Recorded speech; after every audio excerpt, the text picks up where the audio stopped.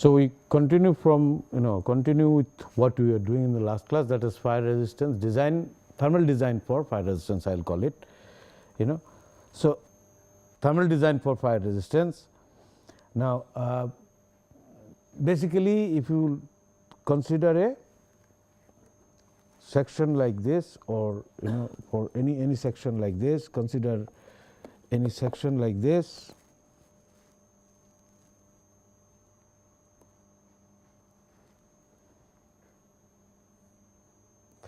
Say steel member, we are looking at steel member at the moment, okay, and it is engulfed by fire from all sides, fire from all sides, there is fire from all sides.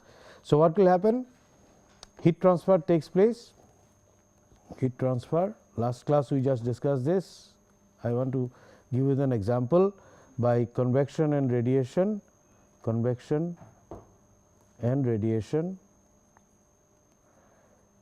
and this heat goes on raising the temperature of the section. And for steel we assume that it is all uniform temperature, because its conductivity is very high. So, wherever whenever heat is being received by the section, which is section could be something like this, it receives this. So, uniform temperature we assume. So, therefore, we look into Q input that is Q input is this component is a radiation component, this component is a radiation component, right. Last class we were looking at it.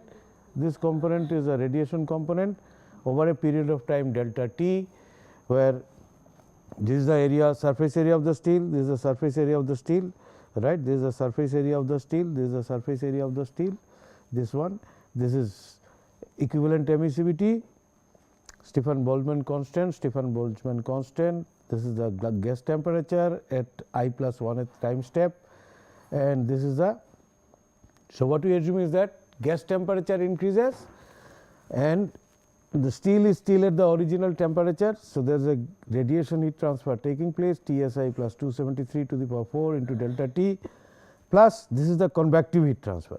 This is the convective heat transfer coefficient, surface area of the steel into delta T during the delta T period of time. Now, this heat will actually go on increasing the temperature of the steel section during this period of time. So, TSI from ith time step to I plus I 1th time step, rho is the density, V is the volume of the steel, and Cs is the heat capacity.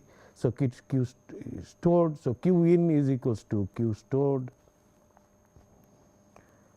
and you go Tg is Tg you can at any time you can find out, and only thing in this kind of an explicit formulation, only unknown is this.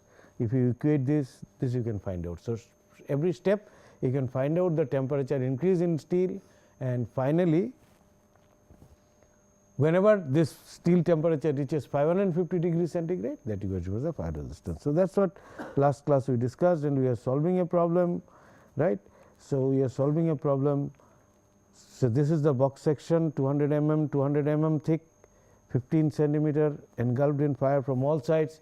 It could be from 3 sides, one side insulation and all that, but simple cases example is all engulfed from fire in all sides, and properties, of course, equivalent emissivity coefficient is 0.65, right, and Stefan Boltzmann constant is this, density of steel is being taken as this, and this is the convective heat transfer coefficient. So, for fire this value and these values are taken actually. For fire case these values are taken like this, right. So, first step would be to calculate out the at time gas temperature. So, because assume the time step of 120 seconds, in our case we are doing it that way to make it simple, and ambient temperature is 25. So, if I calculate out the gas temperature at I plus say 2 step or 1 step, because first one was T G 0 was 25 only, 25 degrees centigrade, and then this would be 25 plus 345 log of 8 into 2 minutes, because it is in minutes, because 120 seconds plus 1. So, you will get 25 plus 345 log 17 which will be 1.8 something or whatever it is, and this can be calculated in tabular form. So, you calculate this out and you will get this value. You know at what this temperature will be plus 273 added, it will be 722. 25 plus 273 is 298. So, Tg gas temperature in Kelvin is 298, and after first time step, which you will calculate out as Tg1 is equals to 25 plus 345 log 17 plus 273 anyway, because then you will get 722. You can calculate this out and find out, and this we want to find out the heat input. What we do is we write A as this to find out the heat input. So, this is the radiation component, right. This is the radiation component, also divide by density of the steel, and volume of the steel. Now, what is the volume of the steel? What is the surface area of the steel? Surface area is perimeter multiplied by 1, because we are saying the whole column is engulfed in fire, right.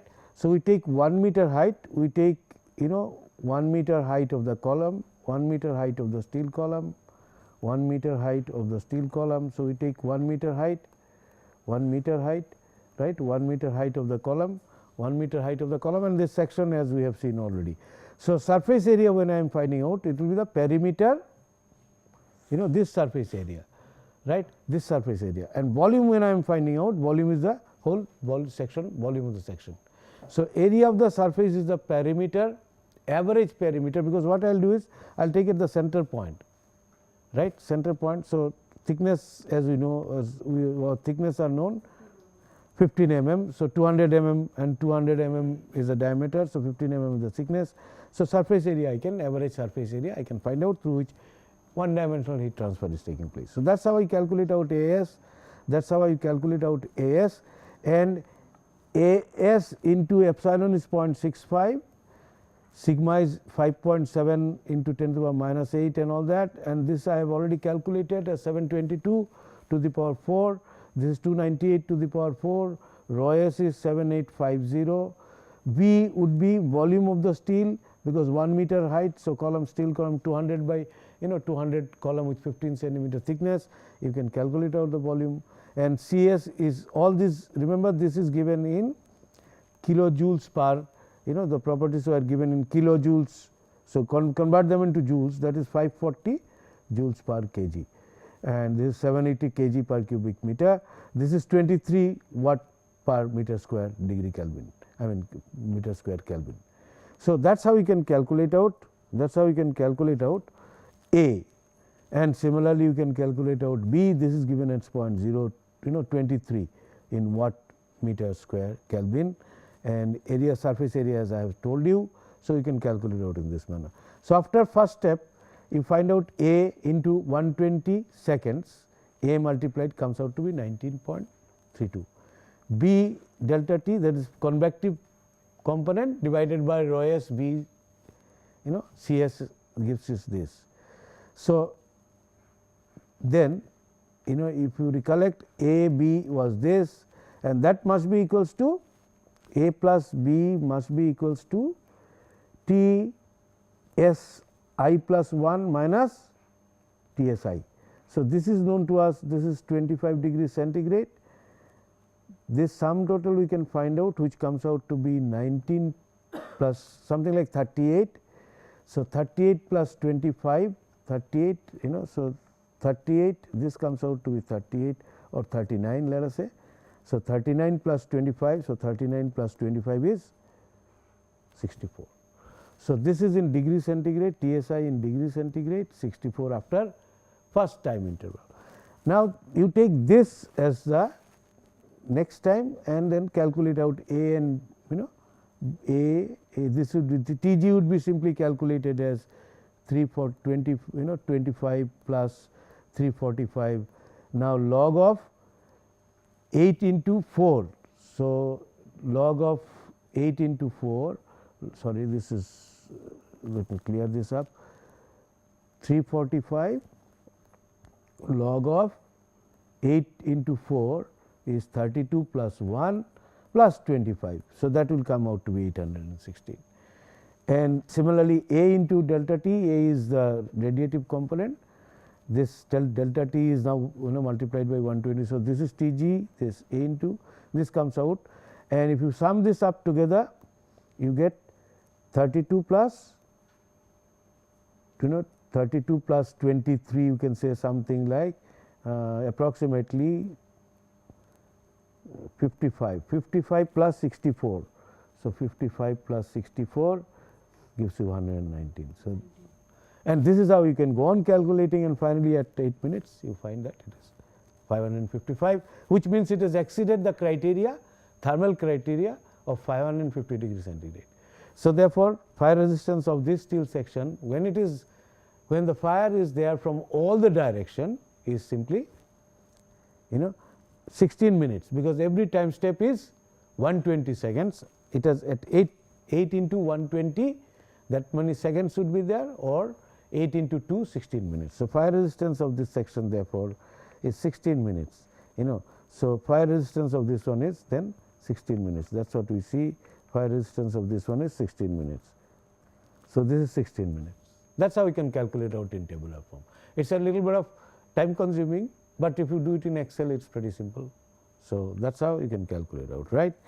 Now, let us see, if I provide an insulation, why you use some insulation, gypsum board or something like that.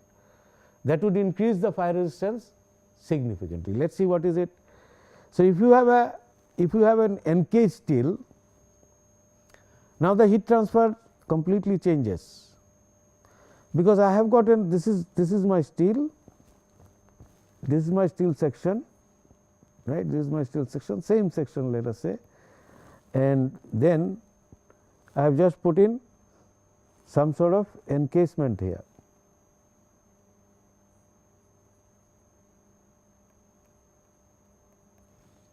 Right, this was the steel section, and I put an encasement, this steel section, steel, this steel, and I put an encasement. Now, heat transfer will take place, and again it is engulfed in fire from all sides. So, fire is there from all sides, this side, this side. Now, what will happen? The heat transfer will now first must take place through the insulation, and then it will reach the steel. Now, one assumption, which is conservative anyway, we are assuming the gas temperature is at this point is same as the temperature of the solid insulation, right. How we are doing? Basically, why we are doing? Because this is insulation. So, it will not transfer the heat, it will take long time to transfer the heat, it is not very good conductor.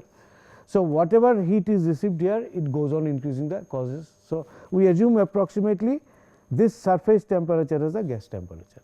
Now, how does the heat comes inside? By simple conduction, because there is no gas now, no fluid, so no radiation, and conduction heat transfer is simply K, K A delta T, right, divided by L thickness. So, divide K by L into A s into T g minus A into delta T. So, input now heat input is given by this, where K is the thermal conductivity of insulation, thermal conductivity, because heat will be now transferred to the steel, because we are interested in the steel temperature. So, heat will be transferred to the steel through the insulation only. So, this is the heat transfer, heat received by the steel, area of the steel, and etcetera, etcetera, and it will go on raising the steel temperature in this manner. So, if you calculate now, conductivity of these ones are fairly small, if you quite small actually, say gypsum board or something similar. So, if you calculate out, take K for the K for the insulation is 0.5 watt meter degree centigrade. It will be of this order. Many of these material, in fact, it could be less also. If it is gypsum board, as I said, it will absorb a lot of heat. So, it will, because of calcination, because of removing the 2H2O, and equivalent conductivity will be still less, but some insulation we say is 0.5 watt meter degree centigrade. Then you can calculate out the heat coming in, Q in, it will be much less, same principle is same, heat stored, and one can work out the time required for temperature to reach to 550. So, you see now this would be very small, very small, in the sense that 0.5 divided by thickness, let us say again 20 mm. So, 0.02 Q in is equals to 0.5 divided by 0.02 K by L into same AS into Tg minus. So, first time step we will have 722 minus 298, right, 722 is the same case as before, into time step 120. Now, you can see it will be much less compared to, much less, input will be much, and this is stored, this is equals to 7850 kg per meter cube. Volume of the steel, which you can find out depending upon its perimeter size, right, and then we said the specific heat is 540 into, right, this is into delta T, temperature increase, right, which will be temperature increase, or TSI, or TS1 minus 25, something like this. So, TS1 I can calculate, delta T is equals to this. Now, you can see that this factor is very small compared to what we have seen earlier. Earlier it was to the power 4, to the power 4. So, this value becomes very large. This AS remains same, but this term was epsilon, sigma, etc., and also a convective term. So, Q input is much higher, now Q input is much less, because the insulation will not allow all the heat to go. So, what happens is 16 minutes fire resistance might go to couple of hours. So, it increases significantly, although I am not doing a calculation here, given you the outline of the calculation, you can try it out. You will see that which was 16 minutes earlier might go to few hours, 1 or 2 hours basically. So, that is what it is. So, increase significantly, that is what it is. So, you can see that 50 millimeter insulation we have taken. Okay, 50 millimeter insulation means quite thick. In fact, so it will be 0.5 by 50 mm. So, heat that will go in is much less, and time will increase very significantly. That is why around the steel we put an insulating layer, either we encase it in concrete or put in some gypsum plaster or gypsum board or whatever it is, which will actually save the steel, time increases significantly, right. So, okay. So, that is it. Now, let us look into properties of steel something more, right, some details of the steel. I have given you briefly, and thermal design of steel we have looked into. As I told you earlier, reinforcement bars these days used are thermomechanical rated bars, and cold twisted deformed bars were what used earlier. Fire resistance of some of the spray, polymeric spray, which are used as fire retardant coatings, can be toxic. So, one has to be careful about that. So, so fire resistance of steel, if you have provided adequate duration, it can withstand higher temperature without compromising with its ductility and weldability, which I discussed earlier, that it loses its ductility. All right. Now, how do you improve this? If I want to, there are better steels, fire resistant steel. So, TM2 with molybdenum, chromium, and addition of nickel, vanadium and titanium improves the temperature sustenance properties. See, so far we discussed that ordinary steel, mild steel section, or properties we have discussed of high strength steel, high tensile strength steel earlier, and mild steel, which was the conventional steel. But then people developed fire resistant steel with other kind of alloying. Fire resistance does not mean it will be fully resistant, but its loss of strength with temperature will be much less compared to mild steel, CTD bars or TMT bars, it will be much less. So, this is typically what it is, temperature versus yield strength. This is for mild steel, this is for fire resistant steel, right. So, fire resistant steel does not lose its strength so easily, it remains. See, for example, this is 250 or somewhere around 200 degrees centigrade, to 250 or so will be the mild steel yield strength, but this steel, and then it comes to somewhere around 100, reduced to 40%, reduced to 40%. That is what I showed you earlier, several test results. Here this reduced to, it does not reduce so significantly. So, one can, they are improved steels against fires are also there. So, they are very prone to fire, one may use, it will be costlier, it will be surely costlier, right. Okay. So, there are several fire resistant steel developed. Now, mild steel, for example, yield strength is 250, at room temperature 600 you get somewhere like this. If you have molybdenum, you get at 600 also you get 200, there is some reduction, much less. Fire resistant steel 2 molybdenum and vanadium similar, and 3 molybdenum niobium somewhere there, molybdenum niobium vanadium somewhere there. So, you can their room temperature strength is also increased. So, properties can be enhanced by alloying modern steels, some of them are capable of doing that. So, I just wanted to introduce that, right. Okay. See, this is a fire resistant steel, that is what I was saying, that up to 600 degree, now it can withstand better up to 600 degrees centigrade. So, that is it. This is conventional steel, some more experimental level, right. Now, this is not fire resistance, but some of those other properties, specific heat of steel, just as a qualitative idea, European standard 1993 etc., and so on. Now, specific heat of the steel suddenly increases around 700 degrees centigrade significantly, and then again it becomes constant. So, it increases a little bit, and then, so several experiments have been there.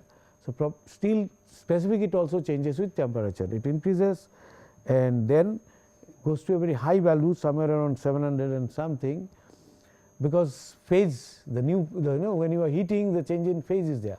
So, around this temperature you will find that there is a significant increase in specific heat of steel. And thermal properties, some ideas are there, I do not want you to remember this formulae, but if you want to use, you can use the slides and use this formulae.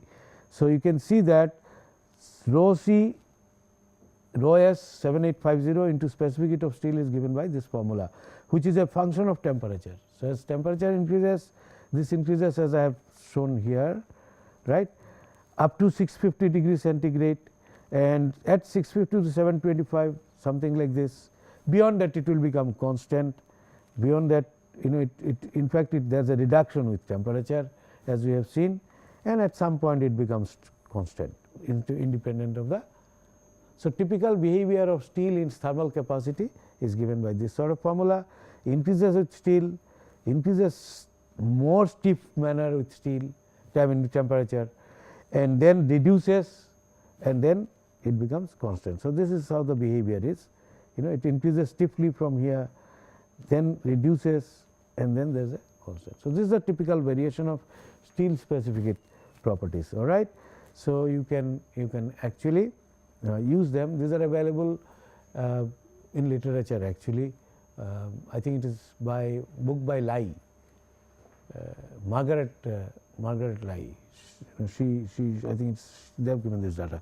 American Society of Testing Materials, or publication is mostly must be from North American research, but similar results are available elsewhere also.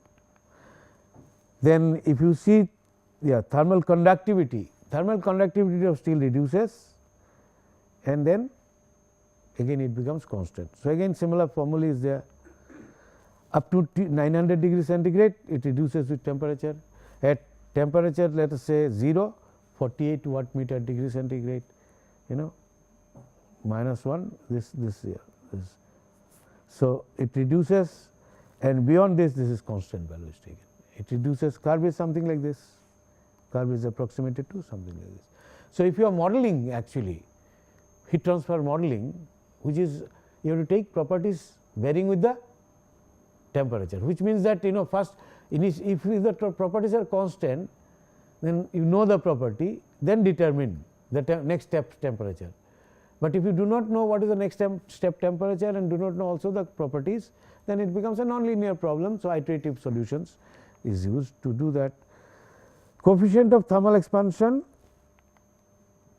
is given by this, it increases with temperature in this manner, right. So, nature of the curve I am just trying to explain to you. Values you do not have to remember, because these are from set of experiments done.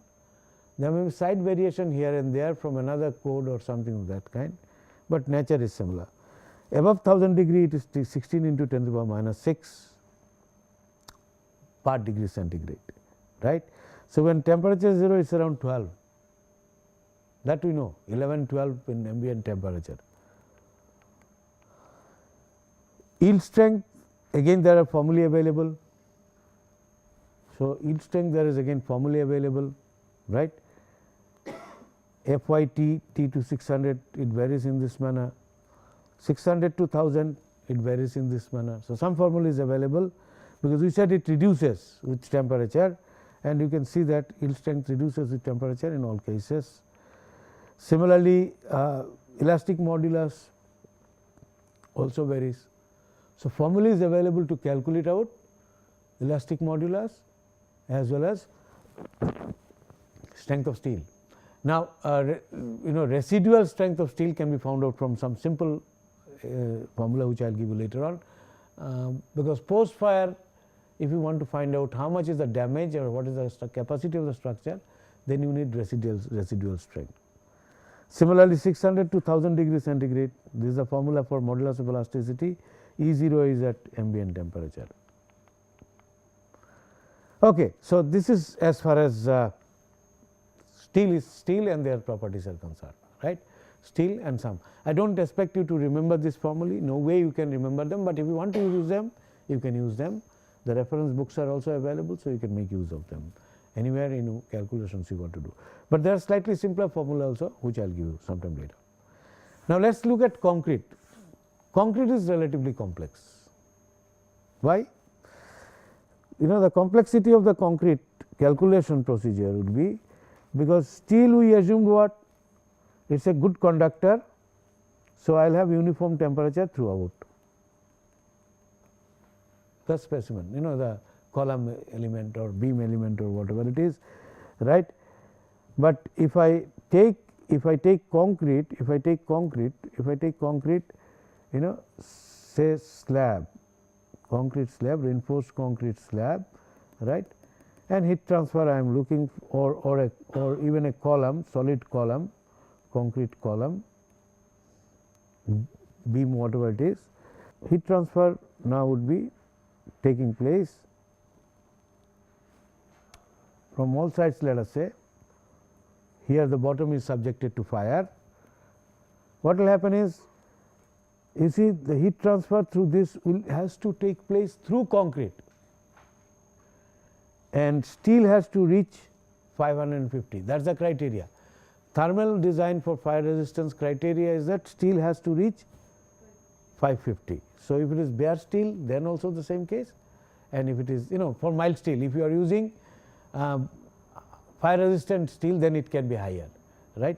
So, heat transfer will take place to concrete, and concrete is an insulator, right. So, even if it is 50 mm cover, heat transfer through 50 mm cover you got to consider, and this temperature across this 50 mm also will vary. So, if this point is 800 degree centigrade, here it may be 300 or 400 degree centigrade, because concrete itself is an insulation, and therefore, the properties here also will vary. So, a complex heat transfer calculation has to be done. In that case, we can't use simply the all concrete temperature is constant, that is not valid, and relatively complex heat transfer calculation. So, one can do by finite element or finite difference numerical method, because it is again a nonlinear problem. So, divide the cover concrete or this concrete into small element and do the heat transfer, solve the heat transfer equations, the conduction heat transfer equations, heat conduction equations. Okay, but I don't think I am going to do it in the class. I'll give you some simple empirical formulae which gives you the idea that what are the properties which governs the fire resistance, thermal fire resistance. This is all thermal we are doing. Structural would mean then you have to take care of the support conditions as well, which we are not taking. We are only talking of thermal. So, I think we will break here and then again restart.